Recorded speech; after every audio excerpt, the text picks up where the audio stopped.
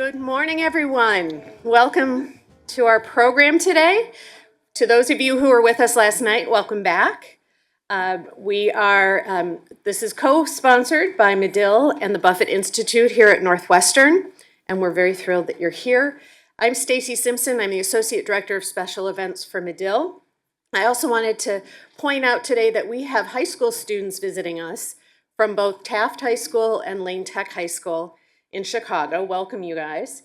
And we hope that you'll make them feel welcome, and we hope that having different generations will enrich the conversation that we're going to have at the lunch hour. So without further ado, please let me welcome our Master of Ceremonies and fabulous Dean, Charles Whitaker. Enjoy. Thank you, Stacy. Good morning, everyone, and welcome. Welcome back to those of you who were here last night. Hands, who was here last night? Anyone? Oh, great. Yes. Well, those of you who were here, you heard a really inspiring talk from our keynote speaker, Wendy McMahon, the former CBS News chief, who did a wonderful job setting us up for today's presentations. As I mentioned last night, we've gathered you here, on the one hand, to hear from a distinguished assembly of national and international newsroom leaders, experts, and on-the-ground reporters who'll discuss the current threats to press freedom, both domestically and abroad. But that's not the only reason we brought you here. This is not going to be your typical lean-back presentation experience. We've actually brought you here to engage you in the conversation about what we should be doing. We want to hear your thoughts about how we individually, collectively, and institutionally should be responding to this moment. That's why you are in tables. We're going to have at lunchtime conversations in which you will engage. We also have an assignment for you, which I'll talk about in a minute. Because the one thing I want to get across is that the assault on press freedom is not a journalism problem. It's a democracy problem. It's an issue that each of us should care about, regardless of race, religion, sexual orientation, political affiliation, or nationality. You all know this, because that's why you're here. But now, we've got to proselytize for press freedom beyond the realm of the already converted. And that's what we're here to explore. One of the things I want you to do, and again, this is not only a domestic problem, it is an international problem.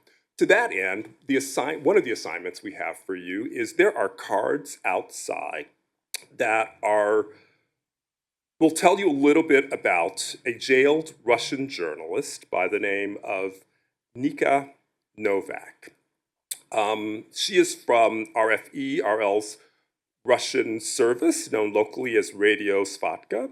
She's been unjustly detained in Russia since December 25th, 2023. She was asleep in her apartment where she lives when her mother in the Siberian city of Chita, when agents of Russian Federal Security Service raided their home and took her prisoner. She's currently on a hunger strike to protest her inhuman conditions in detention, and she can't actually receive mail. But we would like to, as a group, send notes of support to Nika. So there are postcards that you can get outside. We'd like you you can't send anything political or anything talking about press freedom and injustice, because that will get her in trouble and that won't get through. But if you can send a note to Nika saying, we support you, we are thinking of you, we are here for you, we're going to gather all of those, send them en masse, as a show of support, to let her know that those of us here in the United States who care about press freedom, not just in our realm, but internationally, are also on our side. So that's one of the assignments we have for you today.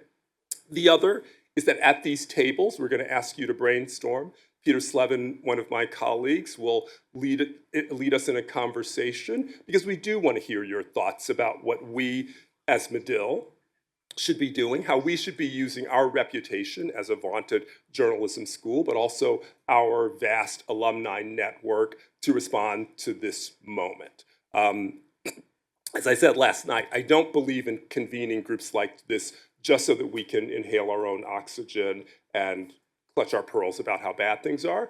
I think these should be moments in which we figure out how to respond. So we are asking you to join us and support that effort and help me give some thought to what the response should be.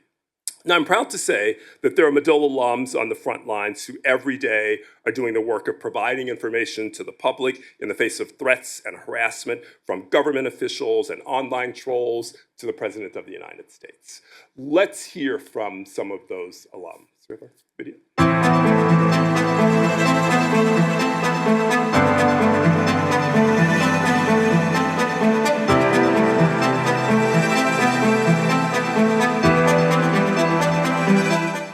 Press freedom is under attack, not just in the United States, but really around the world. And in fact, we see that countries seem to be learning lessons from each other when it comes to crackdowns on press freedom.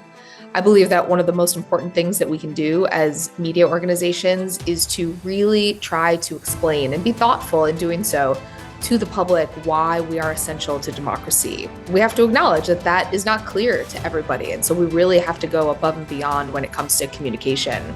There are a lot of voices out there that are working to undermine trust in the media, trust in other core institutions of our society. And I think our best response to that is to do the work, is to show up, tell stories, get them right, come back again, repeat, and to help people see humanity in one another, that we are in a field where we can actually have an impact on the future of this country. It's why I got into the field to begin with, that hasn't changed. And so while maybe we didn't see this moment coming exactly, the threats we're facing are not really new threats. Just having the presence of the state patrol officers right around us, even having one of their hands on my arm as I was reporting, you could argue that was a form of intimidation. But it clearly took a step to the next level when we were actually put in handcuffs and led away. So in that sense, I was trying to stay true to the story. As a journalist, it's our ability to navigate that pressure, to stay close to the truth and on the truth that really is the lifeblood of this industry. Pressure isn't going away. I think some people are more explicit about it than others, but this is where we operate. My role in this media ecosystem is trying to humanize things a little bit more, and that's where I think the engagement comes from, and that's where I think the trust comes from most critically. I think there's no question that press freedom, both in the US and around the world, is under attack, and it's been incredibly difficult for journalists to do their jobs. There are governments who are willing to attack the integrity and independence of the press and even go after journalists personally. It's a really dangerous time for reporters, both in the US and around the world, and something that everyone should be watching very closely. When you work for Voice of America, you understand that you're projecting US soft power. So you're showing the world and parts of the world where press freedom isn't guaranteed in the Constitution like it is here, that you can cover your government without fear or favor. And when the government enacts policies that a lot of people don't agree with, you can cover them critically. I think that's the heart of what's happening with USAGM and Voice of America. If we're not there to shine a light on these things, countries with authoritarian governments will fill the information space. And with Voice of America not having been on the air since the middle of March, we're already seeing that happening. Journalism is not just a career, it's a calling, a lifestyle really, and a responsibility to hold those in power to account and always to advocate for the facts. As a White House correspondent, I'm not an advocate for Democrats or for Republicans. I'm an advocate for the facts. And now more than ever, when the facts are often under assault, our responsibility is even greater. As a student at Medill, my final project focused on the higher obligation of the news media to get it right. And to this day, I still stand by that responsibility, which really is at the heart of what we as journalists do every day.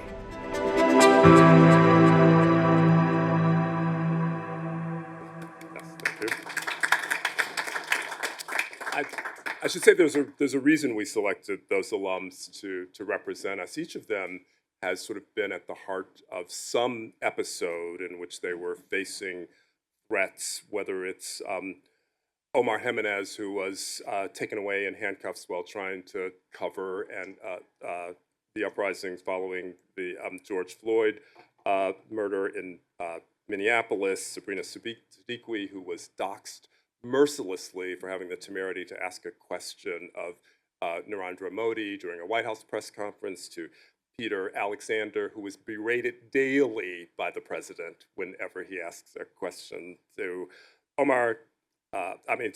Deshaun Drew and Chris Casuello of Public Radio, National Public Radio, and Voice of America, respectively, both of whom have had funding removed, or in the case of Voice of America, has been completely decimated. Again, those alums are on the front lines, and we are so proud of them. I should mention, not to mention Julie Pace of AP, who has stood up to the president's ridiculous demands that they acknowledge the Gulf of America. Those alums are on the front lines every day, and we really are very, very proud of them to have them representing Medill, but also have them representing the industry. I'm also extremely grateful and thankful for Professor Emeritus F. Dennis, the former dean of NUQ, who provided the funding for this event and encouraged Medill to step up and do something in this moment to insert ourselves in a meaningful way in the discussion about the assaults on press freedom. I also want to thank our colleagues of the Roberta Buffett Institute for Global Affairs. Thank you, Deborah Cohen, where is she? And the Pritzker Center for International Human Rights for their thought partnership and support in the development of this program. And finally, but hardly least, I want to say what a huge debt I owe to my colleagues, the brain trust that pulled this together, Louise Kiernan, Doreen Weisenhouse, Belinda Clark, Sarah Brazil, Stacy Simpson, Mae Malone, and Samantha Nissen of Buffett. The African proverb says it takes a village to raise a child. It certainly takes a village to put on a program, let me tell you. So they were incredibly helpful in developing what I hope you will find to be a meaningful and engaging time. Also, let me thank my colleagues from Teach for Chicago Teach for Chicago Journalism, Katie Fernandez and Michael Spikes, for bringing together our high school students. I think it's wonderful to have young people engaged in this conversation as well. This is the order of the day. Our first panel discussion will be on physical and digital intimidation. Then we will have our lunch breakout sessions where you will engage in what I hope is lively lunchtime conversation. Then our second panel will be legal and financial threats and opportunities. Let me now turn the proceedings over to my colleague, Louise Kiernan, who will kick us off. Thank you, Louise.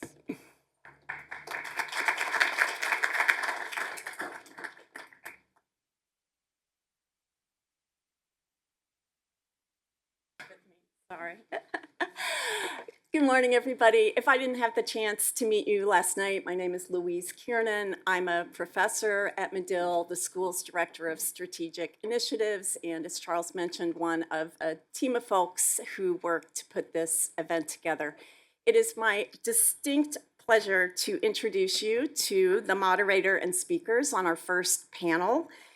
This panel is going to examine the physical and digital intimidation of journalists and how journalists, and I think to some extent the public, can address those threats. I am going to say, though, just before I start with our introductions, if, like me, you are on the back side of the table, feel free to turn your chair around so you can see our panelists, or to scoot to it. If there's an empty chair at the table where you're sitting, you can move around there as well. So why don't I ask our moderator and panelists to go ahead and come up and take your armchairs.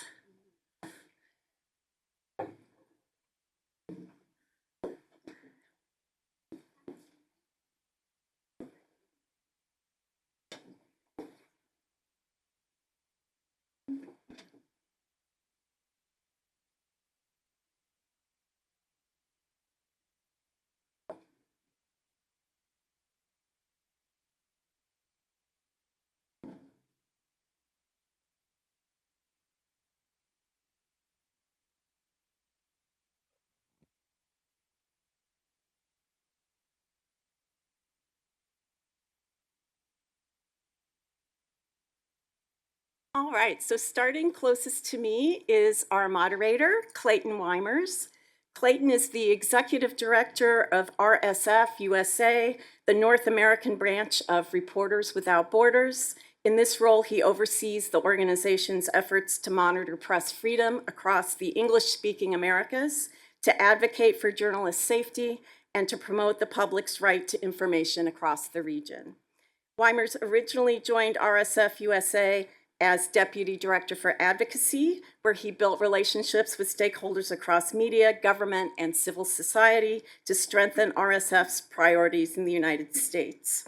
His written commentary on press freedom and media policy have appeared in outlets including the Washington Post, the Chicago Sun-Times, Newsweek, The Hill, and The Independent. He has a master's degree in international relations from the University of Chicago and an undergraduate degree from Pitzer College. Next to Clayton is April Hsu. April is an award-winning bilingual journalist with over a decade of experience reporting on New York City's Chinese community. She currently works at Documented and previously reported for Singtao Daily, one of the largest Chinese language newspapers outside of China. She's dedicated to amplifying the voices of Chinese immigrants through news coverage, community events, and audience engagement. Her reporting spans investigative journalism, politics, labor, migration, and broader social issues. She also leads Documented's award-winning WeChat official account, a news vertical tailored to Chinese-speaking audiences. In the middle there is Roberson Alphonse. Roberson is our journalist in residence at Medill, along with our partners at the Buffett Center. He's the head of national news at Le Nouvelliste. My French is terrible. Le Nouvelliste, which is Haiti's largest and most respected newspaper. He's also the newsroom director at Magic 9 and producer of a daily radio program. He reports on sensitive subjects and challenges facing that country, including corruption, human rights, and socio-political crises. In addition to his investigative journalism, he works to train the next generation of journalists in Haiti, and during his fellowship here, he's also working on a memoir about his reporting experiences. I think that's Seth down there, yes? Next to Roberson is Seth Stern. He is the Director of Advocacy for the Freedom of the Press Foundation. He oversees that organization's efforts to promote laws and policies that protect press freedom and stand up for journalists and whistleblowers who have been denied their rights. He's written about press freedom for The Guardian, The Intercept, the Chicago Sun-Times, and many other national and local outlets. And on the end there, last but not least, is Lucy Westcott. Lucy is the director of the Committee to Protect Journalists Emergency Department. She oversees CPJ's assistance and safety work worldwide. She joined CPJ in 2018 as the James W. Foley Fellow, and during her fellowship focused on safety issues for women journalists in non-hostile environments and assisted with the creation of safety resources for journalists globally. Similar to the other panelists, she also has journalism experience. She was a staff writer for Newsweek, where she covered gender and immigration, and has also reported for outlets including The Intercept, Bustle, and The Atlantic magazine. So please join me in welcoming these amazing panelists, and we're gonna just jump right in.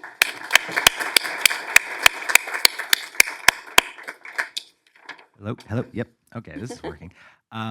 Before we get started, I also wanted to once again plug the postcards that are out front. If you haven't had a chance to grab one, that are going to the Russian journalist Nika Novak, who is unjustly detained in Russia and being held in severely inhumane conditions, and is protesting them with a hunger strike.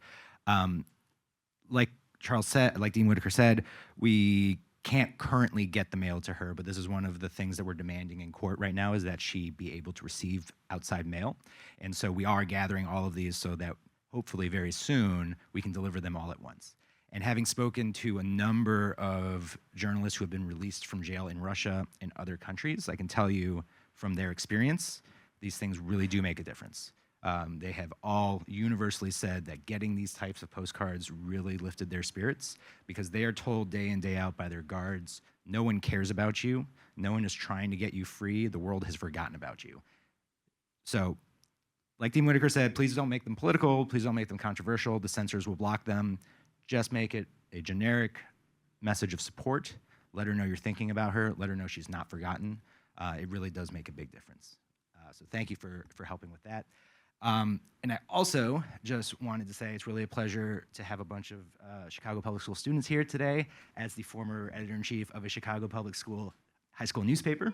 That makes me really happy, so thank you for coming tonight.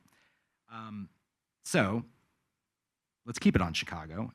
Let's start close to home here because we have to right now. You know, one of the biggest press freedom stories in this country is happening all around us in this community right now. So I want to start with Seth. Can you tell us a little bit about what's happening in Broadview and more generally with journalists who are covering protests and ICE detentions? Sure.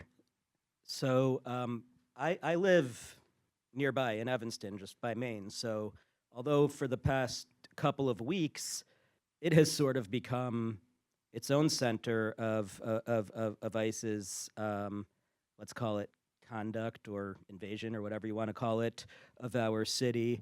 I'm seeing DHS helicopters out my window. My neighbor, who never considered themselves to be a journalist, is recording abductions at the local Home Depot over on Oakton. But this isn't where it started.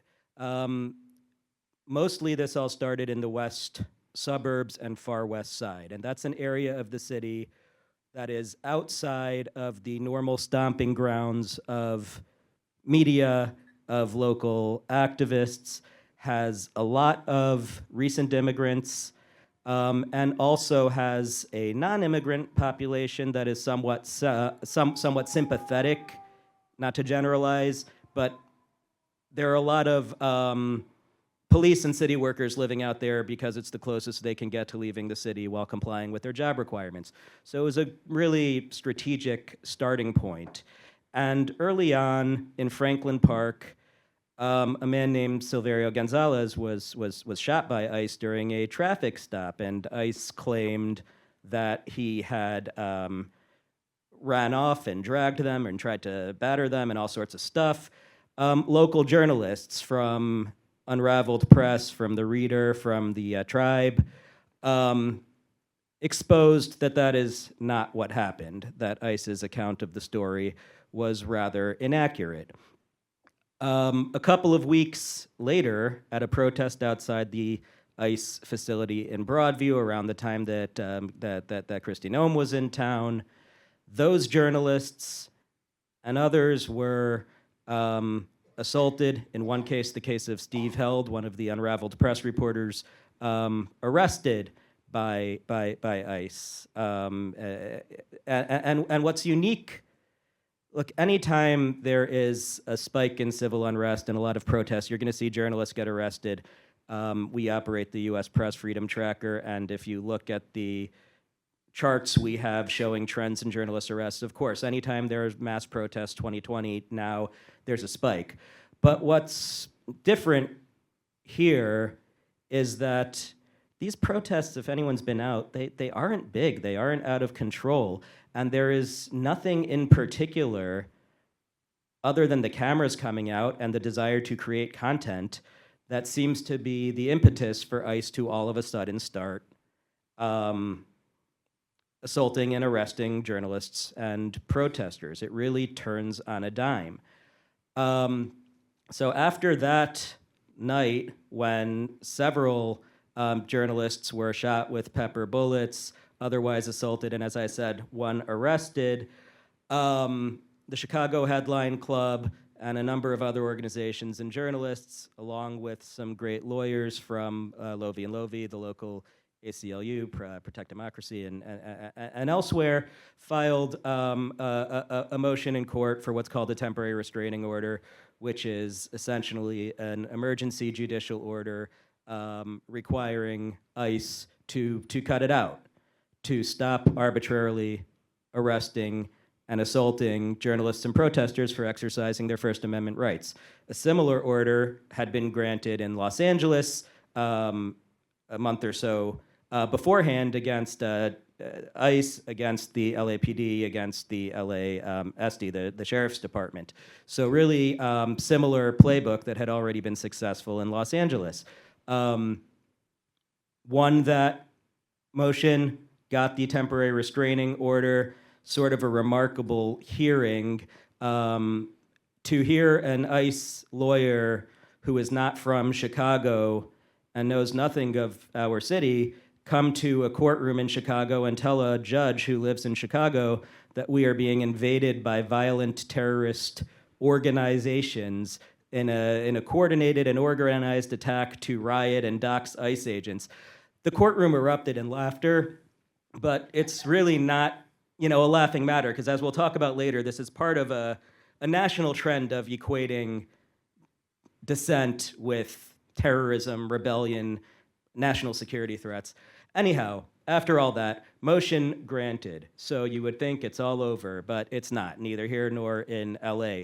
When you've got a government agency that is emboldened from the top down to continue disregarding the First Amendment and actively pursuing First Amendment speakers, a court order is only worth the paper it's written on. Last weekend at the No Kings protests in LA, there were at least 15 attacks on journalists that we've documented. Here in Chicago, there were 2 motions filed yesterday to alert the court to violations of the temporary restraining order. And these aren't the only 2. There have been a whole bunch of them filed over the last couple of weeks. In one instance, an officer accused a woman who was recording an abduction of making threats, even knowing that she was recording and that the recording she was making would have picked up her own voice making those threats. And we saw her tackled, them attempt to take her phone. Now, you can argue whether she's a journalist or not and whether citizen journalists are journalists, but certainly she's someone who is exercising her free press rights. Journalism's a verb, not a job title. That's someone who's doing journalism. I consider it an attack on the free press. And the other motion was Greg Bovino, the top Border Patrol guy who's on scene in Chicago fairly regularly. He's the only one who's not wearing a mask. You can recognize him that way. He sort of lobbed out a tear gas canister at a crowd of protesters and journalists. There's no reason for Greg Bovino personally to be throwing tear gas canisters. He's like throwing out a ceremonial first pitch, and he's doing it, I think, to lead by example, to show his minions that despite this TRO, despite the First Amendment, you can keep doing this. Because we've seen other instances where people recording, people exercising their press freedom rights, people making a scene have caused ICE to retreat. And I think the message he's sending is that's not necessary. And he's sending that message from the top. So, those are some of the physical threats we're seeing. In terms of digital threats, we are also seeing DHS social media accounts directly target Chicago journalists. A couple reporters from the Tribune have been specifically tagged on X, and I don't know about other outlets. The one I've heard about is X, and what they're being accused of is revealing the locations of ICE operations. Routine Also journalism. known as reporting? Yeah, exactly. Routine journalism.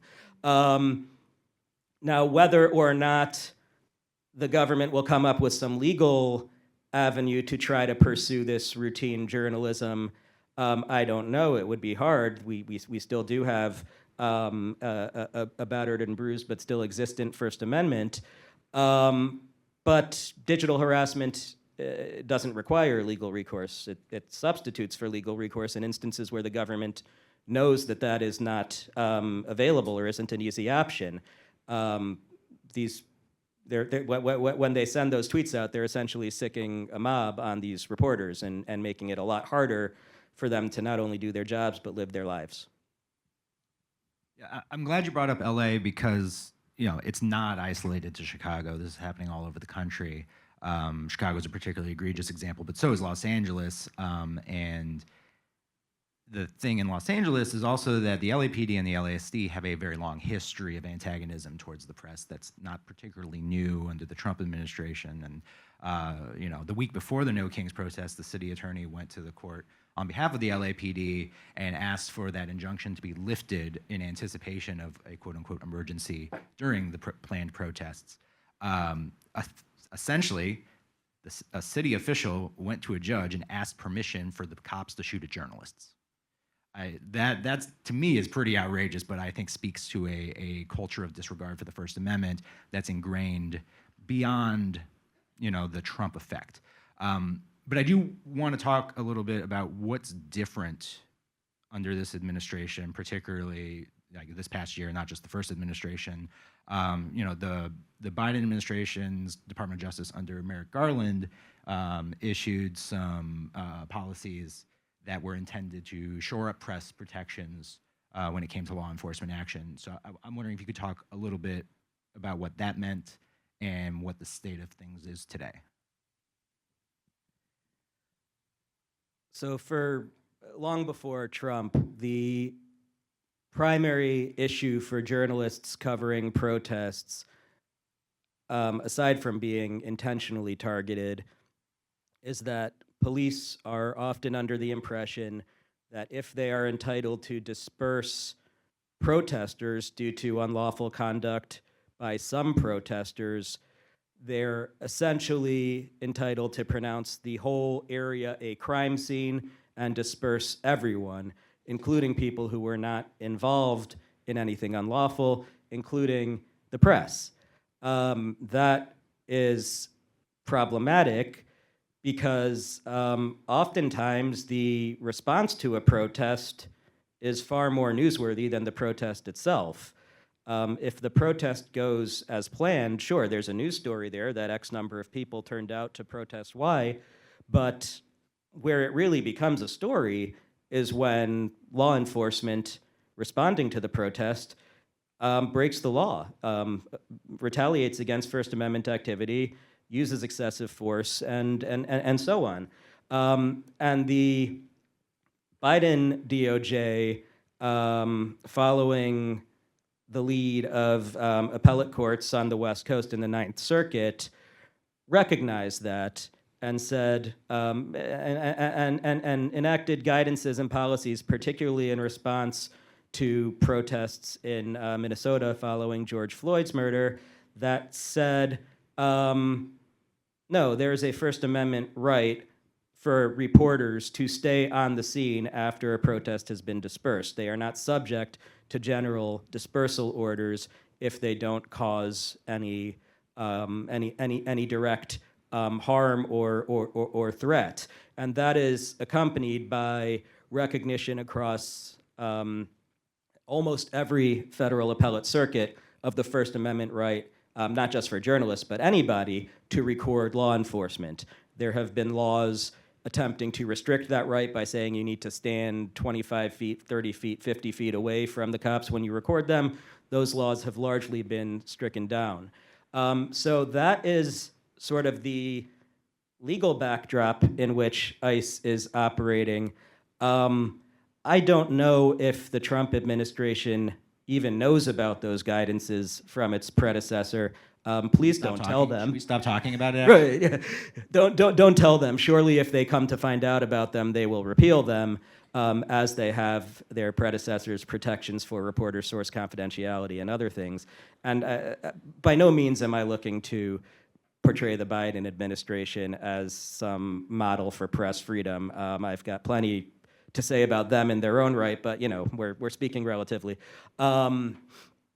So whether or not the administration is aware of these guidances, they surely don't agree with them, surely don't care about them, and have gone right back to this mentality of, well, the entire protest is a crime scene. We're going to disperse everyone there, journalists, protesters alike. That has been the subject of the TROs largely, at least from the journalist perspective, in both LA and Chicago. Sorry for the acronym, temporary restraining order, the court order we were talking about earlier. But they've taken it to a new level by not only treating it as a trespassing offense, as a rowdy protest that they've got to get under control, but as a national security threat, as terrorism, as organized violence, Antifa, all these other buzzwords that they are throwing out there as if they are just, magic words that they can say whenever they want the First Amendment to disappear. And that's really what's unique here is we're not seeing anything that we necessarily haven't seen before. It's just a matter of degrees of magnitude and just the openness, the saying the quiet part out loud. Lucy, I want to come to you next. It is important for reporters to go into these situations knowing the law, knowing their rights, but it's also important to be pragmatic and understand the reality on the ground right now. And so, in your work, what are you advising journalists and media organizations to be thinking about as they go out on assignment in these potentially dangerous situations, covering potentially violent protests? And what would you say to some of the student journalists here who themselves might think, I'd like to go write a story about what's happening in Broadview for my student paper? What would you tell them? Yeah, thank you. So first of all, that was so interesting, Seth. Thank you so much. The US Press Freedom Tracker, which Seth mentioned, is an incredibly valuable resource for every single person in this room. So wherever you are in the United States, including right here, going to the US Press Freedom Tracker and basically seeing what have the incidents been recently in my community, in my state, in my region, before going out to cover a protest, just looking at that, reviewing it, and preparing accordingly, right? So Seth mentioned, for example, there was, I think, a journalist who had a pepper ball shot directly into her car. There have been other journalists shot with what's called less lethal or non-lethal weaponry. These seem like extreme situations, but we have seen examples of reporters being targeted with this type of weaponry across the country. But before you go out, starting with a risk assessment is something really, really important. And if you go to the table is just where you came in. There are some postcards from CPJ, from my organization, with a QR code, and that will take you to all of our safety resources. So I would really encourage you to do that before you leave today. A risk assessment does not have to be something super long. It can be simply a conversation with your editor or with a colleague. What do I need to just think about? I need to pause and think about before I go out on my assignment today. Ideally not going alone. That would be just a real top tip for today. Having someone there with you. Maybe we'll talk a little bit later about the economic precarity of the journalism industry in this country and everywhere else, and how that is actually a safety issue in itself. You had 3 people on a team perhaps years ago, and now you have one person doing all of those jobs, but really going out with someone else would be a very smart idea. Having the phone number of your editor or a legal representative, maybe your newsroom's lawyer if you're in a newsroom, someone else you can call if you're not, just in case you are detained, your phone or your device is taken and you need to make that phone call. That's a piece of advice as well. And then we will get into this, I think, too, but a general rule of thumb is just making sure that you are doing as much as you can to take any information about you off of the internet.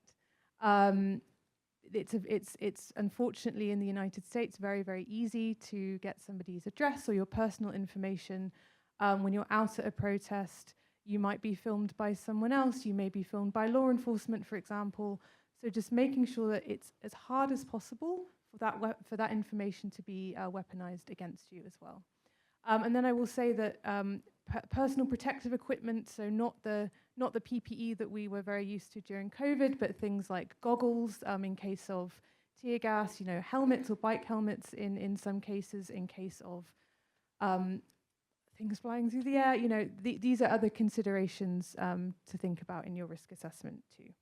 And I will also flag that CPJ has a Know Your Rights guide. So Seth talked a little bit about knowing your rights, but what are my rights around filming law enforcement? What are my rights around what happens if I'm arrested, or the curfew orders?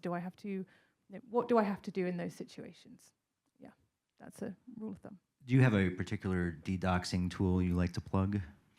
Why, yes, I do. So there is a tool. There are many tools out there, but there is one called Delete Me. I'm not sure if folks in the room are familiar with this one. There's another one called, I believe, One Rep or One ID. Unfortunately, in the US, anytime you enter your personal information online, it's very easy for that information to be sold onto data broker websites. There are many of these websites.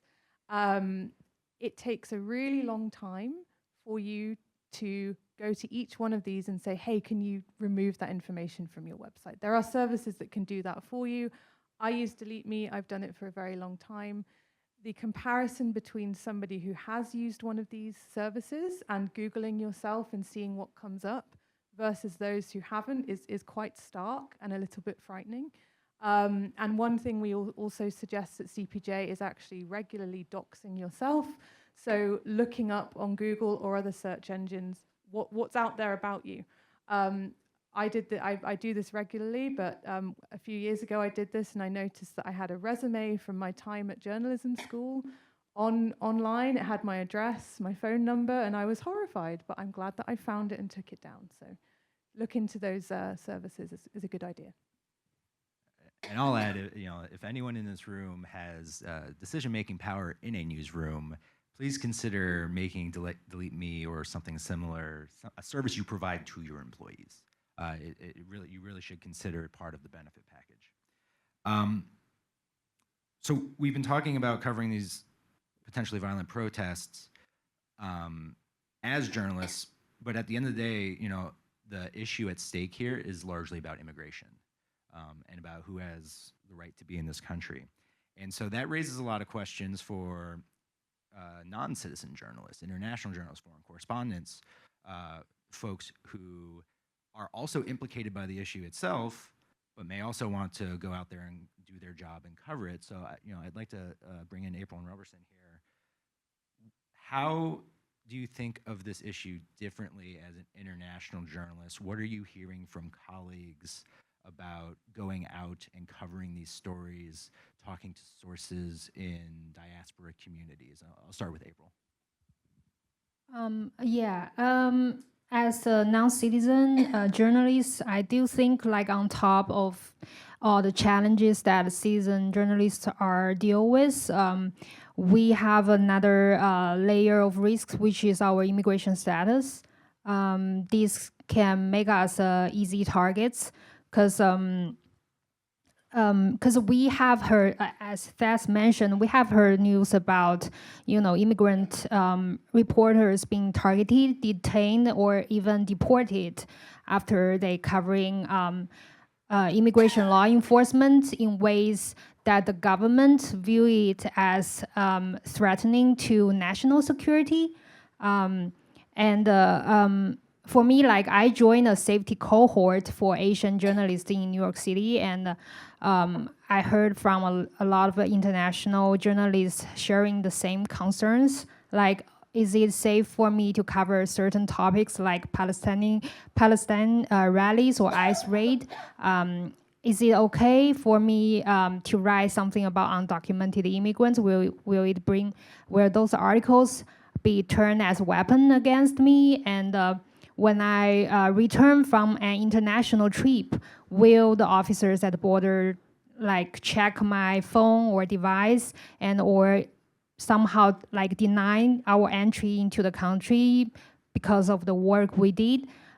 So that's some shared concerns. And for example, this Tuesday, I was covering an ICE raid near Manhattan's Chinatown, where protesters and bystanders clashed with ICE. And actually, before I went to Chinatown, I feel a little bit nervous because that day I didn't bring my green card with me. And that was not something I worried about before Trump's era. But recently, I have seen reports about green card holders getting into trouble when they questioned by ICE and they couldn't show them their green cards. So that's a really frustrating reality, and it's chilling because like when we are going to report something we used to feel routine, now we have to consider all potential risks, even the worst case scenarios. So I was like really trying to be cautious when I'm trying to approach the truth and facts. Good morning. Let me start by say thank you to the audience and to say how glad and hopeful I am while we are talking about physical intimidation, physical aggression, digital intimidation, and we have a room full of young kids who want to run in while some are ready to run away. So kudos to you and kudos to those who give them the skills to carry the torch of press freedom and democracy. Thank you for that. And I would like the audience, the elder to give a round of applause to those young souls. Thank you. Thank you for your commitment. Basically, the same reality April just described. Yes, the risk higher for non-Americans journalists. Nevertheless, I try to avoid situations that can bring me undesired consequences. I try to be smarter in the way I cover immigration issues. I reach out to human rights activists, lawyers, and often interviewed off-the-record Asians from various communities in Florida, Connecticut, Boston, and elsewhere. It's challenging, it's difficult, but we have to document what is happening to them, to give them a voice, to let them know that here in the US, even if they are targeted, they have felt that they are unwelcome, and people can lie about them, can present them in a very horrific ways, that there is people who care about their stories. And their stories, I can tell you, are heartbreaking. People who refuse to go to church, refuse to go to the groceries, people who refuse in some instances to bring their kids to hospital. So living in that fear of being deported to Haiti is tough for them. And as a journalist, I give a voice to those concerns. I give a voice to their dramas because it's what it is. And I also underline what I call the absence of shame of that administration who lied about the current situation in Haiti. They based their assessment on lies. They said the situation in Haiti has been improved, while the State Department sent out a warning to American travelers saying that do not travel to Haiti because of terrorist activities, lack of security, lack of health care. And they said the conditions are good enough for the Haitian to be back to their country. So I try to do my job. I'm smarter in it. I try to be smarter in it. Sometimes you have to be present. Your eyes, your ears sometimes are enough. Your camera sometimes from distance can catch realities, situation that can shed a light on what people in those communities are dealing with. So my mantra is now to be present, to give a voice, and to be smart and try to avoid harm's situation, because my current status is precarious. I'm an asylum seeker. And in 2 days, we'll mark the 3rd anniversary of a personal drama of myself and my wife. I survived an assassination attempt, and I still have fragments of bullets in my body. The United States, the country, was good enough to open its arms to give me a safe haven to treat my wounds, but we observe a switch since the election of Mr. Trump. And Mr. Trump, I don't know if it's just for recreational cruelty, targeted my community, targeted Haitian. They first claimed that Haitian eats people's pets. And I saw and I've heard during the campaign people laughing about it, people, make jokes with it, but they didn't understand the Haitian were the first. We were the low-hanging fruit.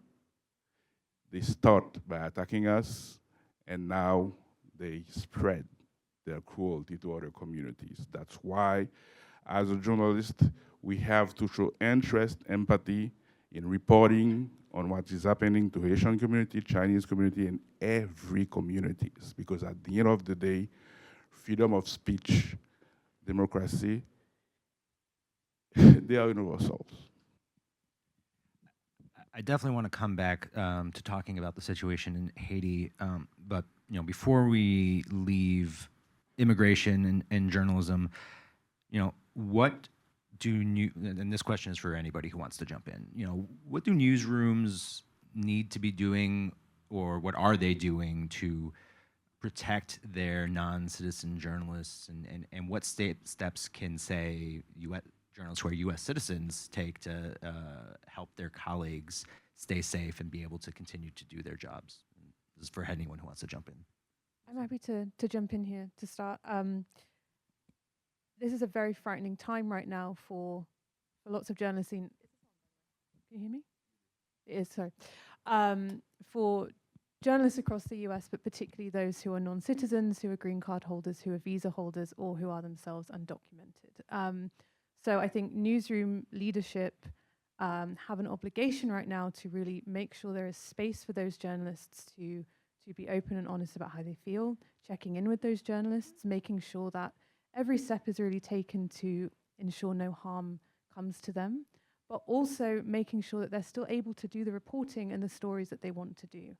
That again goes back to risk and how much one is willing to tolerate as your own personal risk, but making sure you're not sending a journalist who maybe isn't a US citizen into a situation where they're covering a protest, or into another situation where the risk of arrest is higher. And those are conversations that need to be had, but making sure that the journalists are actually still able to do their journalism is really important. Journalists obviously travel, of course, and the US border right now, we know can be a very hostile place, even for green card holders, even for those who are citizens as well. So making sure newsroom leaders in the room, managers as well, making sure your journalists are prepared to re-enter the US and know what they can possibly expect at the border, I think is just a crucial piece of work right now. CPJ, again, has a whole advisory on this very topic, so I won't go into too much detail, but devices, making sure that your journalists feel okay with what's on their phone or their computer, preparing them for any questions they may have at the border about their work is just quite basic steps to take at this moment in time as well.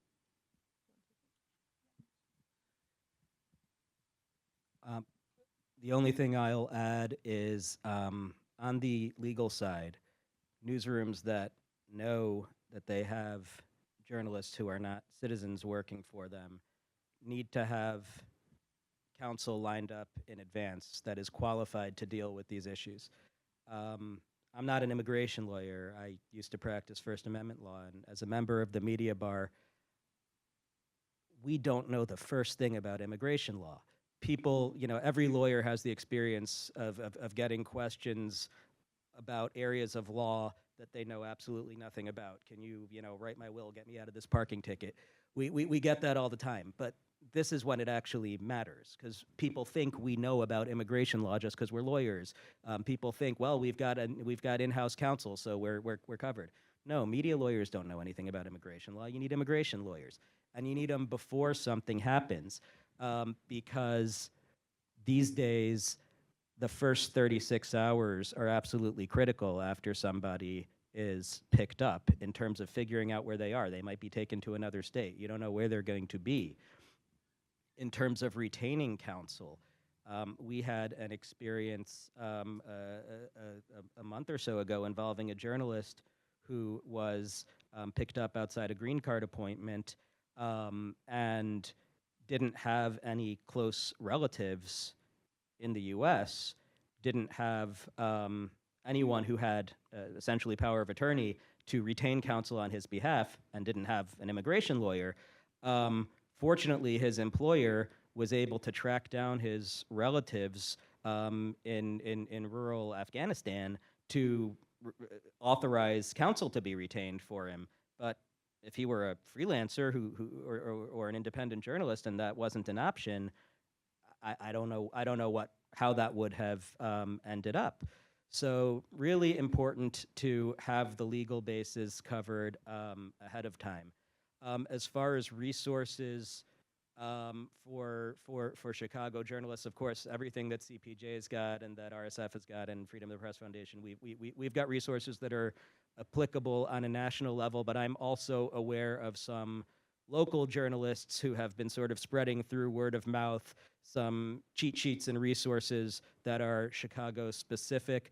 I don't know if I'm supposed to, announce who and where to get them, but ask me and I'll, if you need that, just, ask me and I'll put you in touch with people who can get you some more Chicago specific resources and lawyer recommendations and sort of on the ground know-how. I want to briefly talk about the practices our newsroom have done for non-citizen immigrants. Because I'm a Chinese community correspondent working at Documented, it's a non-profit newsroom focusing on covering immigrant communities and the immigration policies that affect them. And we have the same role for the Spanish-speaking community and the Caribbean communities. And all these community correspondents are immigrant journalists. So our newsroom not only, connect us with immigration lawyers before we try to, have international trips, so we can consult those immigration lawyers to assess the risks. They also, work with organizations like Committee to Protect Journalists and the Freedom of the Press Foundation to have trainings and workshops for journalists to tell us how to be better prepared and protect yourself when you covering news or protect your data. For example, we do use Delete Me and to routinely delete our personal information on social media or internet, and also we use apps like 1Password to generate strong and random password for work-related accounts. And we also our newsroom also organized every journalist to clean data routinely together. And also for some sensitive topics that immigrant journalists think that's might not be very safe for them to write about, we communicate with our editors, express our concerns. So either we have our names taken away from the bylines, or we ask some citizen journalists to take over the assignment. So so our editors and management try to take care of our concerns and have a close communication with us, especially if we are assigned to cover some potentially dangerous assignment. They tell us to keep updating them where we are, what's the situation. And for example, this Tuesday, my editor suggests me to text someone in Chinatown first before I head there to get to know the situation there. So that's how my newsroom is handling this. I'm going to assert a little moderator's privilege to make a point of my own. All these things we're talking about are not hypothetical. They are actually happening. This week, a Spanish language reporter in LA who regularly covers ICE was targeted for deportation by ICE, and in the process was shot by an ICE agent, not with a pepper ball or with a less than lethal munition, with an actual bullet, and had surgery, is still in the hospital, and now is himself being federally charged for assault against those ICE officers. So yes, it's not hypothetical. And just a week or two ago, another Spanish language reporter, Mario Guevara in Georgia, was finally deported after spending 111 days in detention. He was arrested while covering the first No Kings protest, quite literally arrested for journalism. And whereas American journalists are frequently detained briefly while covering protests, which is a violation of their First Amendment rights, they are, usually let go either immediately on site or later on after they're processed. But we call it catch and release. But in the case of Mario, he was held. They did eventually drop the charges against him, but instead of releasing him, transferred him over to ICE. And ICE claimed that he was in the country illegally, which is disputed. Nevertheless, he was deported. So this is happening, and it's something that is going to continue to happen. One thing we're tracking very closely is that DHS has proposed very severe changes to I-visas, which are the visas that international journalists use. They're also proposing these changes for student visas, by the way. So, a lot of your students on campus here are going to be affected by this. Effectively, they're going from a duration of stay visa that could last about 5 years usually to a 240-day visa. And anyone who's ever worked as a foreign correspondent can tell you that 240 days is not enough time to do your job. That's barely enough time to build up your contacts, to learn the context of the local country. You could spend 240 days on a single story if it's particularly hard to investigate. And so what we're going to see at the very minimum is international media outlets are not going to want to invest resources in sending journalists to the United States. They're going to shut down their bureaus here. They're going to stop sending correspondents here. But that's really the least of it, because we're also likely to see a situation where the journalists who are here are going to start self-censoring because they're worried about covering controversial topics. Is that going to draw the ire of some random bureaucrat at the immigration office who's just not going to renew their visa for no reason? Or worse, there could actually be political abuse used by these officials to target journalists that they don't like. That's the kind of thing we see in Hong Kong. The Chinese government doesn't need to just expel a foreign journalist when they don't like them. They just wait for the visa to be up for renewal and don't renew it, and they don't give a comment, and they just say, well, this is an immigration issue. We really can't say anything about it. It has nothing to do with journalism. But it's really startling to think that we're now worried about Chinese Communist Party style techniques being used to deport journalists from this country. So that's something that we really have to be looking out for. That rule is not in effect yet, and so there is still time to stop it, and that's something we're working on. But I'd be remiss if I didn't bring that up right now. I do want to zoom out a little bit to international issues, because it's easy to get stuck on the United States with everything happening today, but we are not the only country in the world. And so, Robertson, I put a pin in it earlier, but can we come back to Haiti for a little bit, and can you every time I see news coverage out of Haiti, I find myself asking, why aren't I reading more about Haiti? Why aren't I hearing more about what's going on there? Can you talk to us a little bit about the broader situation for the past few years there, and how it's affected journalists in particular and the ability to get stories out of Haiti? First, there is a lack of coverage of Haiti by U.S. news outlet and international news outlets. Jacqueline Charles, my friend from Miami Herald, she's doing a fantastic job. Adams, from time to time, he's working for CPJ, but he's working for New York Times. Sometimes to times they come up with a piece about Haiti, but often, and I'm pretty harsh in my critics of my international colleagues about that, with regard to Haiti, we've been used to what I call the fast food journalism. They come to Haiti.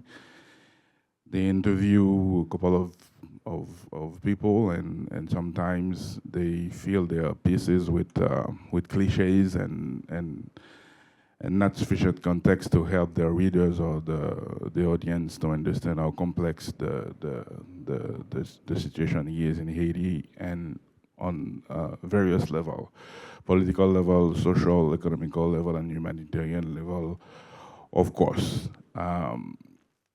I try my best as a journalist in exile to cover my country and to reach out to international readers, because Le Nouvelliste, the oldest daily news in Haiti, we also translate our pieces in English to make sure we can reach a broader audience. With regard to the state of journalism in Haiti, it's awful. I have to commend my fellow Asian journalists who are taking incredible risk to report on community devastated by violence. For instance, in Port-au-Prince, the capital of Haiti, we have like a war zone currently. 80% of the capital are under gangs control. It's hard for the journalists to do their job. My radio station is at Paco, and we have to move it from Paco to it's the first place to be able to keep informing the public. And things are getting worse and worse. In 2022, 6 Asian journalists were killed. And that year, I was lucky enough to survive an assassination attempt. They sprayed my pickup with bullets. The police retrieved 22 holes of bullets in my car. I was badly wounded. I still have, as I mentioned earlier, a fragment of bullet in my right forearm, and I hope that I will get through a surgery in coming months.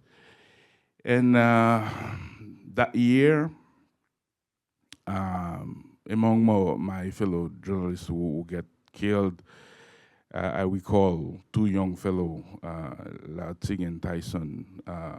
I used to talk with them about journalist safety.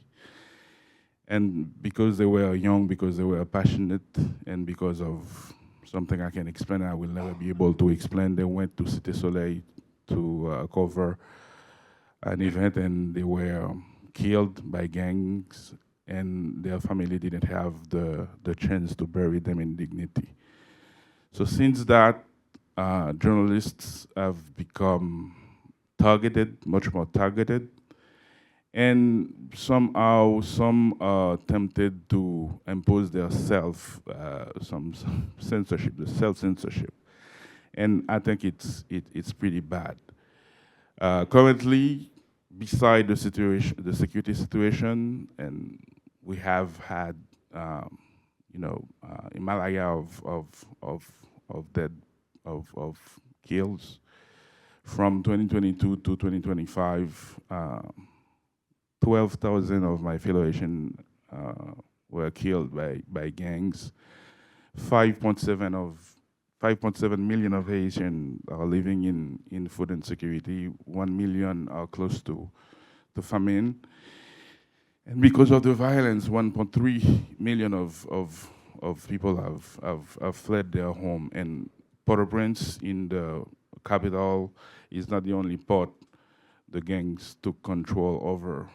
They have extended their grip over L'Artibonite, over Plateau Central, and the same things are happening. They ransack community, they rape women, and that part of my country's tragedy is not being covering enough, and it saddened me to talk about that and to share the story. But young girls and women are paying a price of that violence, and that's just awful. As a journalist, I wrote about that. As a journalist, I did my job. I report. I expose powerful people. I expose connection between elected officials, politicians, and gang members. I also expose the U.S. And you have to know, ladies and gentlemen, that 94% of weapon and ammunition used by the gang to kill my fellow Asian are from United States. And that flood of killings, materials, is not close to get stopped. And the journalists, even if they are facing dire economical situation, they are facing physical harms, emotional harms. Nevertheless, they are on the field doing the minimum that is needed so far to let Haitian abroad and some in the diaspora and some in the national community know how bad the situation is. And recently, I don't know if it's an improvement or not, the United Security Council voted to send a force they call Force of Gang Suppression. They plan to have 5,500 members of that in that mission. But the thing is, with regard to Haiti, I don't know what is behind that, but with regard to Haiti, there's often promise, but they are failed in so many cases to deliver. And while I'm talking about the state of press freedom in Haiti and the state of my fellow journalists, I will start to say that it's very important. I don't think Haiti is exceptional, it's the only case. But my call is to make sure that CPJ, Reporter Without Borders, and other journalist associations pay attention to what happened in those countries we can consider as desert in terms of international coverage, to make sure the international opinion, the public opinion here in the US and other countries are aware of what is happening and are aware that they have to help Asian journalists and international journalists. And one last thing I would like to underline before I finish is what is happening here in the US. The attack against press freedom, the attacks against journalism, the attack against the rule of law, against democracy, have a bad reverberation abroad. When killers, corrupted people, politicians, and people from the private sector who used to consider the United States as a beacon of freedom, liberty, rule of law, when they see President Trump and his cabinet, when they see the United States of America torpedo, literally, those values, I want you to understand that Haiti is paying the price and will pay the price. And I don't think it's only Haiti, it's other countries. Currently, strong men are emboldened, they are empowered by what is happening in the US. That's why, even if I can be expelled from that country tomorrow in the morning, but I raise my voice to encourage, to commend those who step up for press freedom, rules of law. And I think those are very crucial issues of our time. And thank you for that fight. And that fight you have taken so far, it will be profitable for other countries. Thank you for sharing that. And unfortunately, you are right. There's a lot of countries where the press freedom situation is very serious, where the security situation is very serious, and it doesn't get nearly the attention it deserves. We are coming up a little close on time and need to go to questions, but Lucy, I know you wanted to bring up another country that we all agree doesn't get nearly enough attention when it comes to press freedoms. Maybe you could briefly talk about. Yeah, thanks, Clayton. Obviously, the situation in the United States deserves so much of our attention, and the situation in Gaza as well, where Nearly 200 Palestinian journalists have been killed over the past 2 years. I did want to mention, at CPJ, we're of course an international organization, and we are paying attention to everywhere in the world where press freedom is at risk. And Sudan is a country where many journalists are experiencing horrendous conditions while they try and report on that country's war, including food insecurity and near starvation, including being besieged in their own homes, unfortunately sexual violence as well.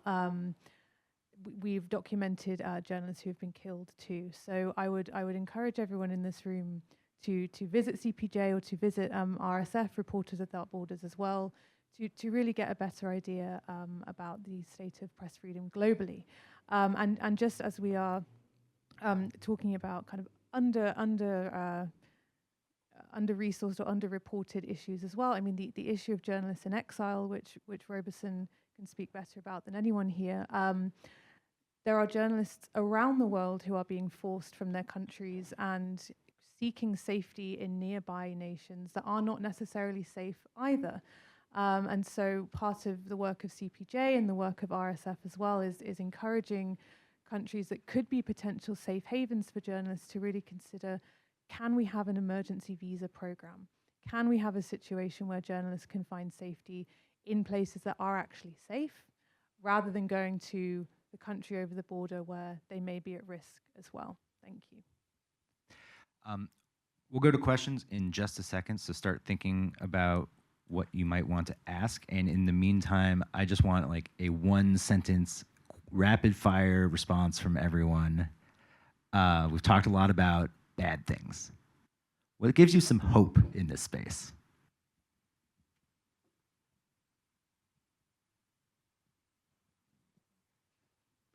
Independent and citizen journalists rising to the moment.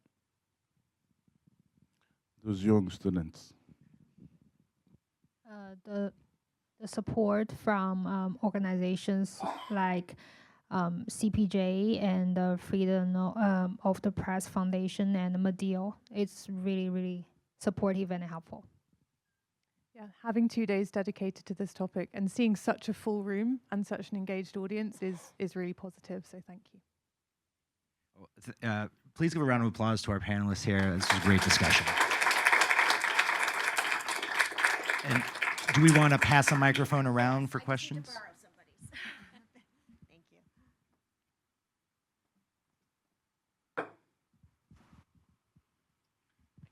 Hi, thanks so much. Can you guys hear me? Okay. Thanks so much for coming and speaking with us. I wanted to ask, so like, my parents, they grew up in like post-cultural revolution China, and like over the summer, I remember talking to them about like, oh, these people, these journalists were arrested, or they were harassed. Their response is, can you change your career? Can you not go to work today? As opposed to like, what can we do about this? So my question is like, how do we make people who aren't journalists, who are sort of very distant from the work that we do, how do we make them care and want to actually do something about this?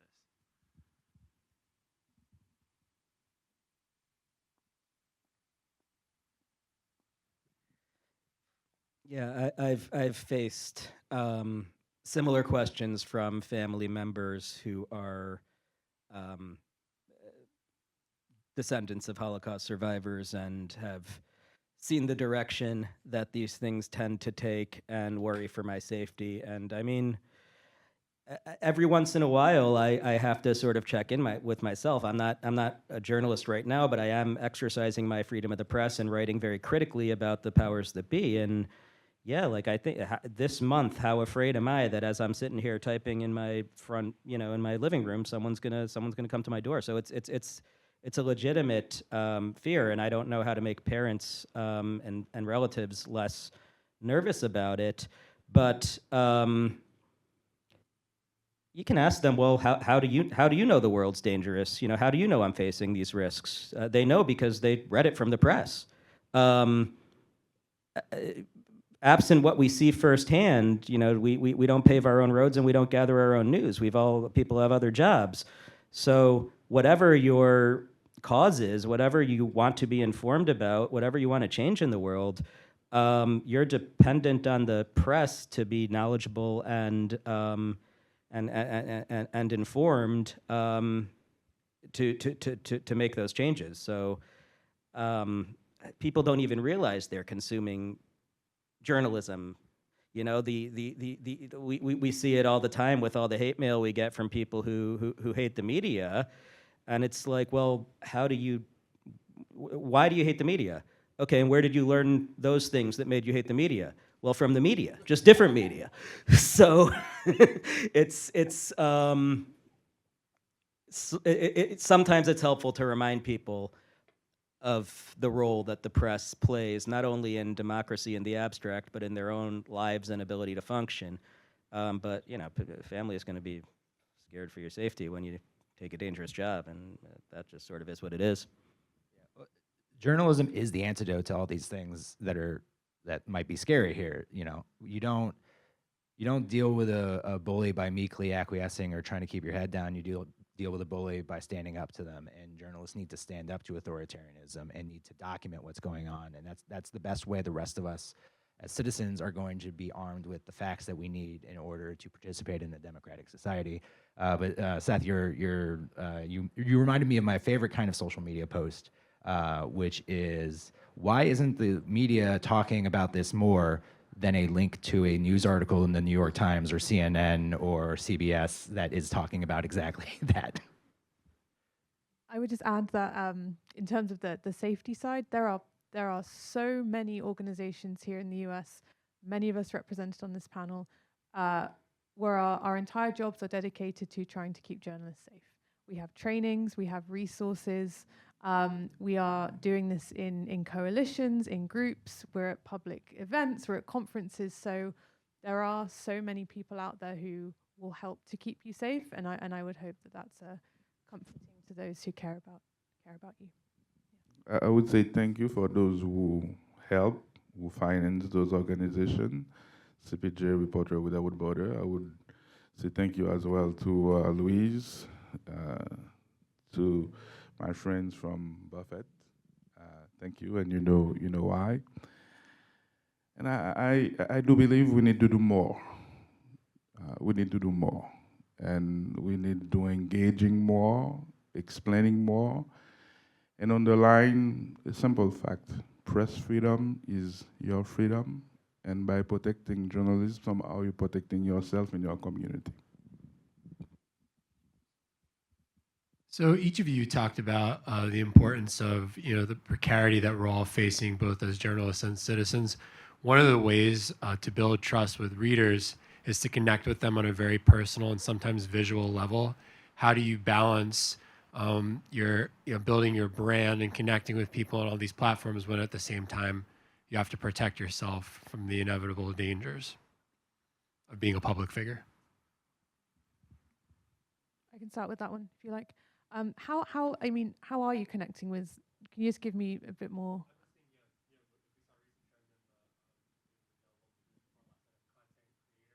Yeah.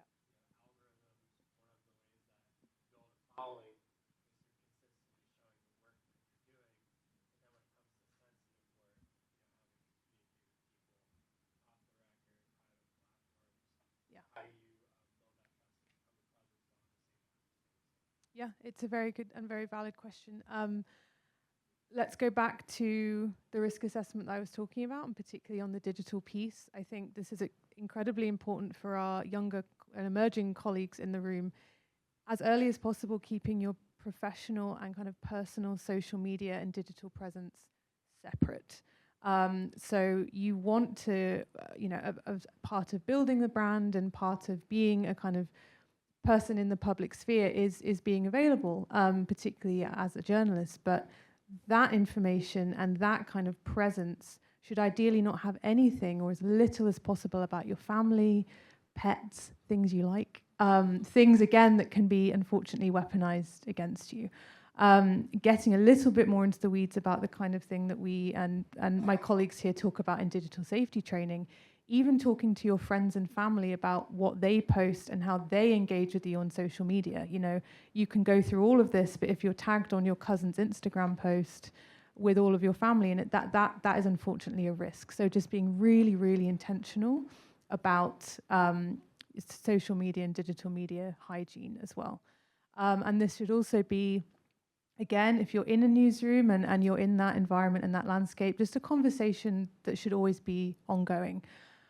In the effort to connect with our readers and our audience, are we just making sure, checking in that we are in fact doing this as safely as possible?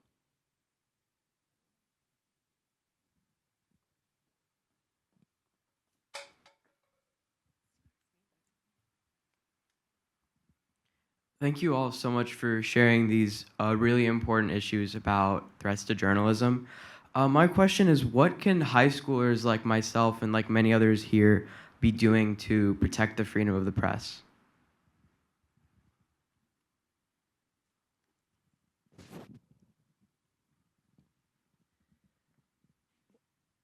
Use your platform. Write letters to the editor of your local paper. Write op-eds even. Local papers love publishing stuff from high school students. And so you can use that, and then you can use the understanding of social media that I assume you have just based on the generation you're from to promote that content and reach an audience far beyond what your local paper might normally reach.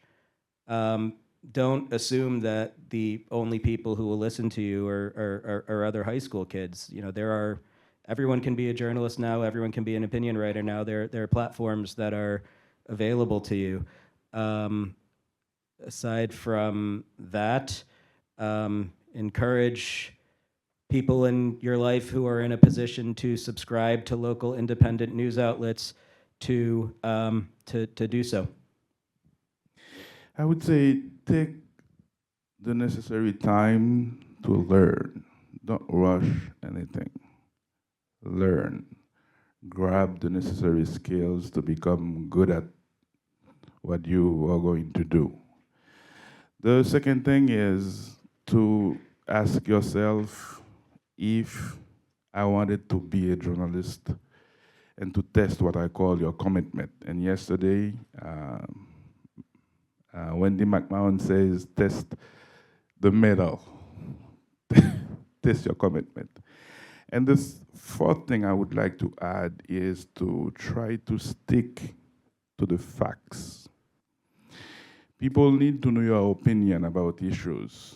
They have their own. And on that basis, they are willing to take a fight with you. But my advice is stick to the facts. Stick to the truth.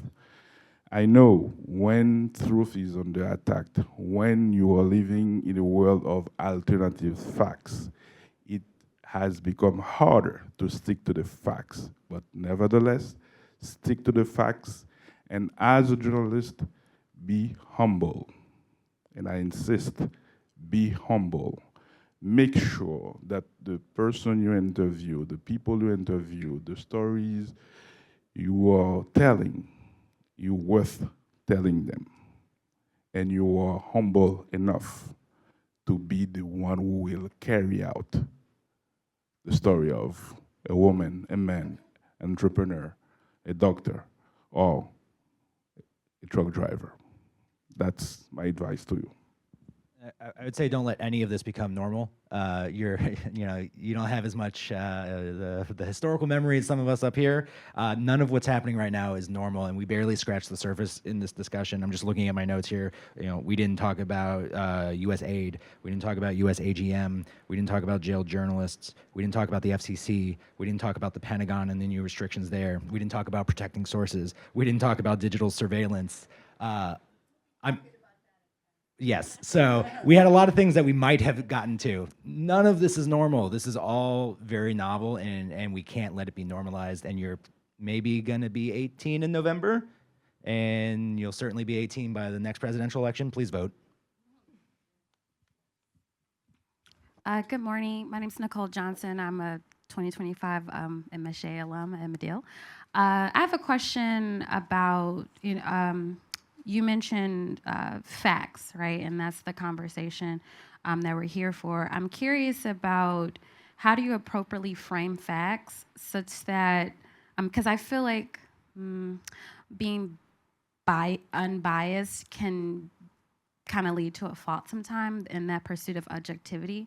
And so how do you carefully frame the facts in a way that tells the truth, provides appropriate context, but is still safe, and you're still being able to give your reader, your audience, this is what it is, this is a way that you could think about it, but you're doing it in a way that you're not swaying and it's very, it's political or anything like that? Facts, it's what is obvious.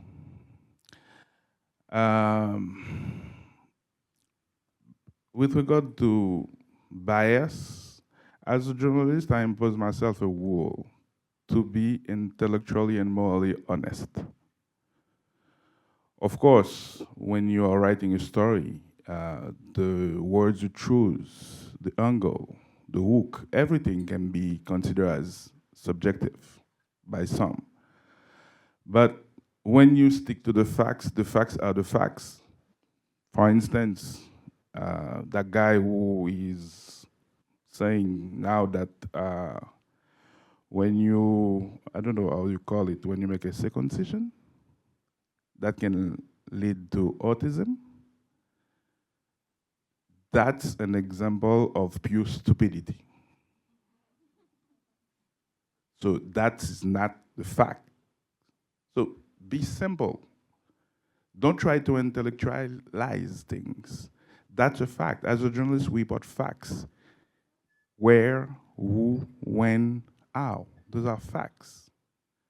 And there's, of course, those questions that can bring context and can, call up the intellectual process and can be, disputable. But as a journalist, I really want to stick to facts.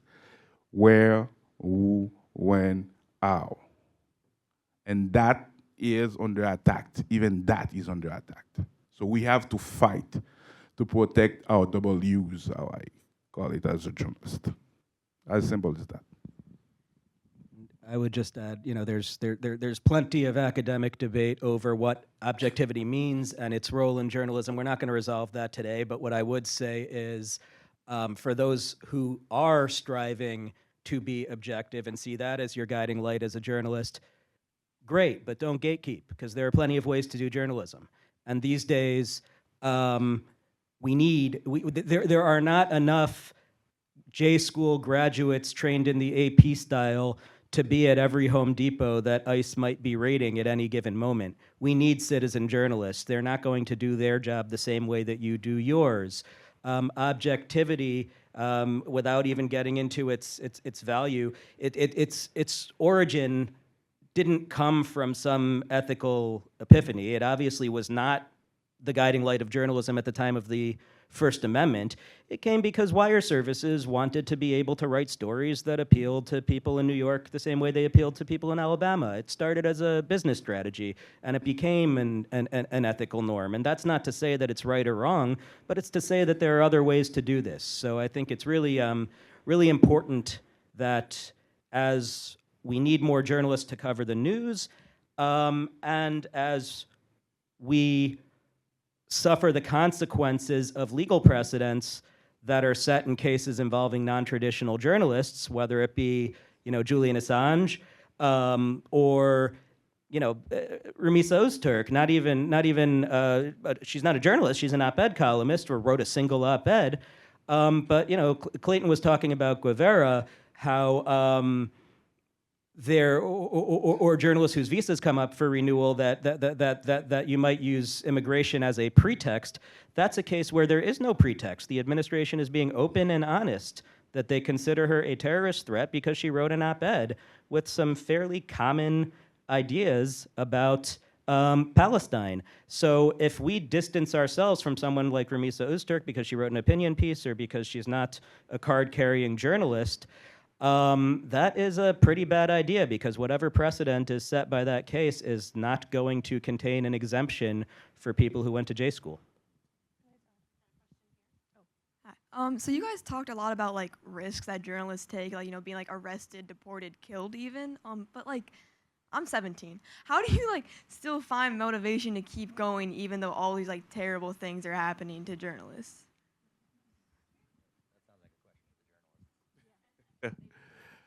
April? I think that's a good question, but I feel for me, this is really, I think that's something I'm passionate about, and I just follow my instinction. I don't have a lot of a whole reason why I'm still doing this. Actually, like after I graduated from journalism school, I was like, oh, maybe I will be a journalist for 1 or 2 years.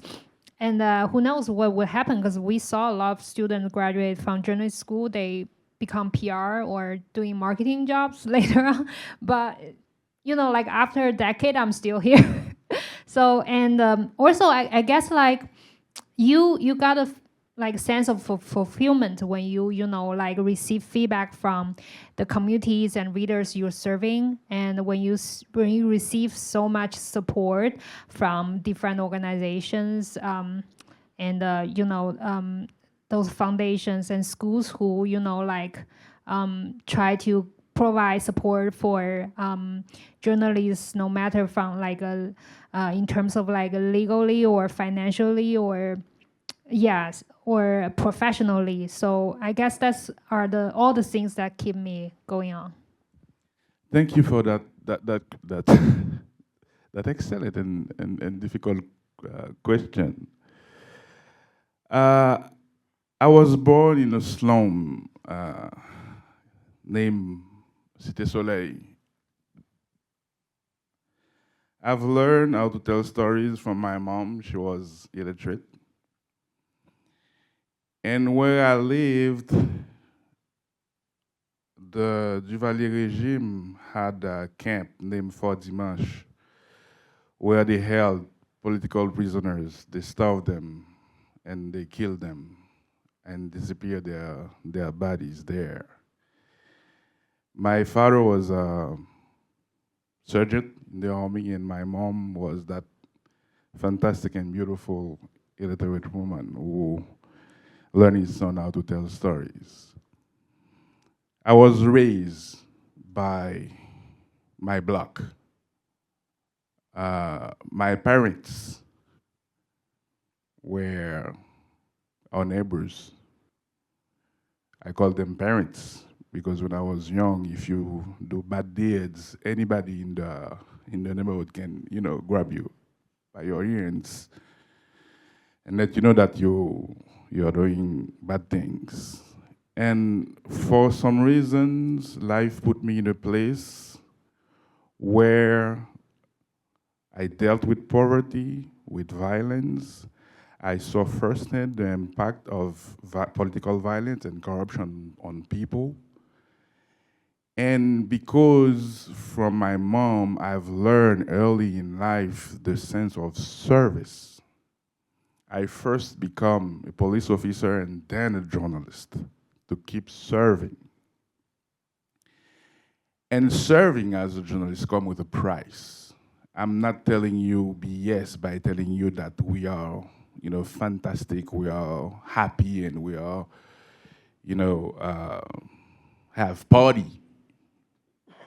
Journalists in my country and for me has come to a heavy price. Mental health issues. Now I can talk openly about it. My wife is the first witness of my traumas. When I awake and crying and yelling during my dreams, my wife, Natalie, is the first to calm me down, to say, it's a bad dream. Journalists, for me, have come with traumas of stories I've covered, telling the stories of people, women who get raped, communities who get torn apart by gangs violence, telling stories about a 6-month kid gone down while her mom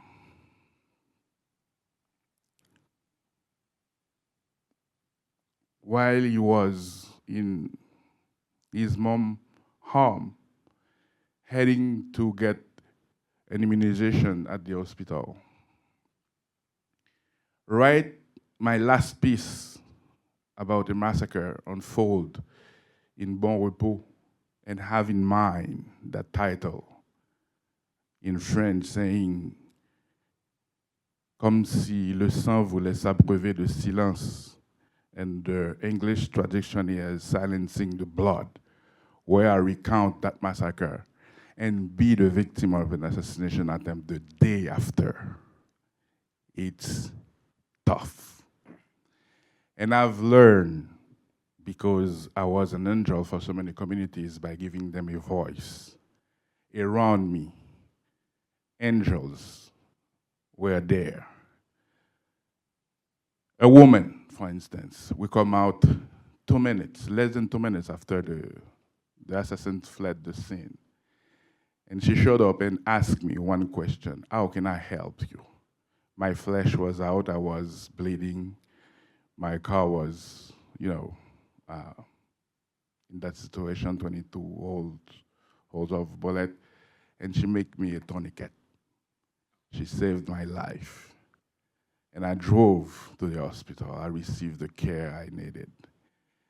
And the second night at the hospital, I was that close to become crazy with the flashback of those guys shooting at me. And at that moment, my wife, I was understand at this time, she had to call my therapist. And I had her on the phone, and the first time I cried about what happened to me. I've been through hell. I've had suicidal thoughts. But 2 months after that, I tested my mettle. I tested my commitment. And I said, I'm sorry if I'm rude by saying that. Am I going to let those motherfuckers silence my voice? And my answer was, hell no. And I bounced back. Thank you. I bounced back.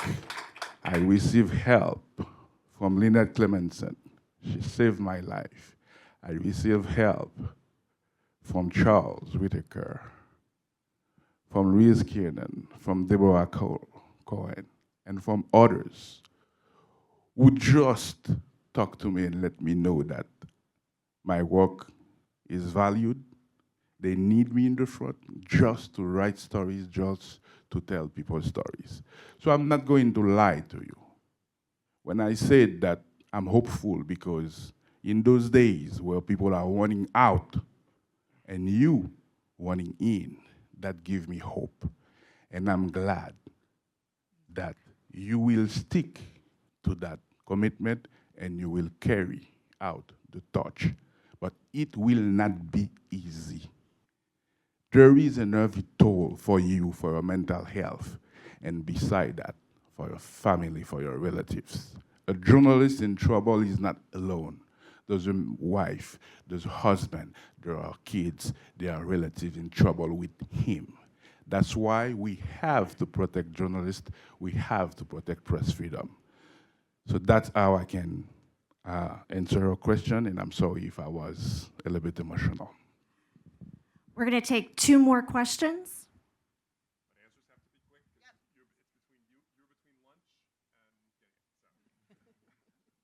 Thanks for sharing your story. I appreciate that. I'm Kelly Zimmerman. I'm a Medill alum, 2011. Hi, Louise.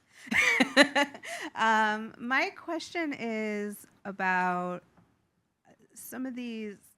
I've been reading a lot about network news and how some of these networks of news organizations or cohorts of news organizations are creating somewhat of pacts or agreements to report on situations in certain ways, on international issues sometimes, which are very sensitive depending on what side of the issue you're looking at. How do you think, or do you think that impacts the individual journalists who work for those organizations' ability to actually report accurately and with integrity when there's a broader agreement among news organizations to report on an issue in a certain way? And do you think it's helpful or harmful? Is there any way you could give a more specific example of the kind of situation you're talking about? Because I just want to make sure we're answering the right question. So there's an added element of difficulty in reporting on Gaza right now, which is that since October 7th, 2023, international journalists have not been permitted to enter Gaza. There's been a total blockade against the international media by the Israeli government, one that all of our organizations have been calling on to stop. And even now that a ceasefire appears to, at least on paper, be in effect, we still haven't seen international journalists enter Gaza. And the result is that all of the images and stories that we're seeing out of Gaza are the work of very brave Palestinian journalists on the ground who are also living through this conflict themselves. They are also victims of a conflict. And they're being routinely victimized. Over 200 of them have been killed by Israeli forces over the past 2 years.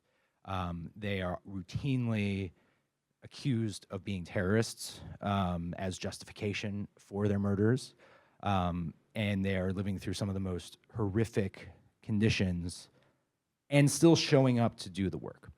But it's not enough. And when you have hundreds of journalists being killed and many more injured, some have been able to evacuate, most haven't, you end up with a situation where it's very difficult to verify facts. If international journalists are permitted to go into Gaza, well, you have more opportunities you have more eyes and ears on the ground to say exactly what's happening and to show the rest of the world. Right now, the international media is so reliant on a vanishingly small group of journalists on the ground who are stretched to the limit to get these stories out. And it's frankly a miracle that we know as much as we do under these conditions. I can't really speak to any pact that any newsrooms have made. I will say that at RSF, we've been a little disappointed that we haven't been as successful as we would like to be in encouraging media outlets to speak out on behalf of press freedom in Gaza. There's this we talked about objectivity a little bit ago, but there's this idea of journalism being the view from nowhere, and it is important for journalists to be fair and take into consideration all various sides. But at the end of the day, journalism serves democracy, and journalism maybe needs to stand up for itself more. And I would personally like to see more media outlets call out bad actors in solidarity with their journalist colleagues and on behalf of their profession. Because right now we're in a situation where journalism itself is under so many different attacks that it's not enough to just do that view from nowhere thing, report objectively. Critics say that the Israeli government is blocking all media from entering Gaza. No, it's an objective fact that the Israeli government is preventing the media from adequately covering this war, and we should say so, and we should criticize it for doing so. All right, last question. Hi, this can be a super quick answer, but I just wanted to ask, in an environment where the White House counters so much press with lies or stretched truths, how do you feel like you're still making a difference by telling the truth when it's being constantly countered with lies? It makes it more important, right? Yeah, they wouldn't spend so much time attacking the press if the press didn't matter. Clearly, we're living rent-free in their heads, as they say, because they spend all their time worrying about what we're reporting and trying to find ways to undermine the press. So I think we are making a difference. It's impossible to know how much worse the situation would be if we weren't doing what we're doing. So in many ways, the impact we're having is not measurable, which is, difficult when you try to raise funds from people who want statistics. I can't say how many journalist arrests I have prevented through the advocacy I do. I hope some. But I think where, rooms like this where people sort of show the appreciation that we're showing today for those who defend press freedom, show that we're making a difference.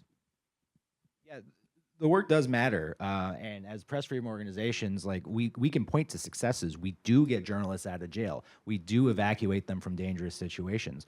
We do, get laws stricken down, or and Seth mentioned, laws restricting the distance you can get close to police officers. Those have been challenged by press freedom organizations, and around the world we have passed laws and international agreements that serve to protect press freedom. So the work matters. Just because it's hard doesn't mean we shouldn't do it.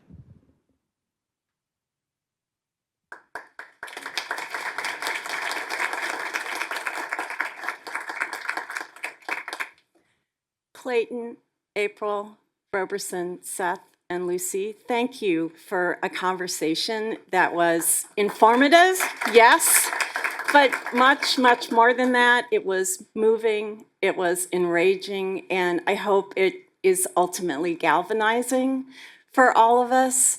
To that end, we are going to break for lunch now, but as the dean told you earlier today, our goal here is not only to better understand the threats to press freedom, is to begin to work together to address them.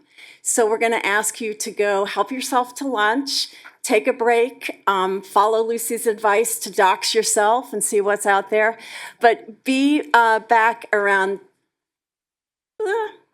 by 12:10, because we are in our tables going to talk about some of the issues that we've already heard about today. You'll find a piece of paper with 3 questions that we want to talk about. A number of my colleagues have very generously offered to help initiate and facilitate those conversations. And then we're going to come back as a group and talk about what we're thinking and what we want to do in a conversation moderated by my colleague and friend, Peter Slevin. So thank you. And Stacy, I know you wanted to say something about lunch. Yeah. So may I suggest our buffet room is in this corner over here, and it's a tight kind of space. So I'm going to suggest that this half of the room, if you need to use a washroom, the washrooms are right here where you entered. You might want to hit the washroom first, let this side go to the buffet, and then we'll have a little bit better flow. I do have, for those of you who need gluten-free or vegan, we have sandwiches, soup, and salads today. One of the soups is gluten-free, it's the pumpkin chowder, and we have gluten-free and vegan sandwiches on the back end of the table as you enter the room. If you have questions, I'll be in there to point you to what you need. Enjoy lunch, go quickly, and enjoy your afternoon. Thanks.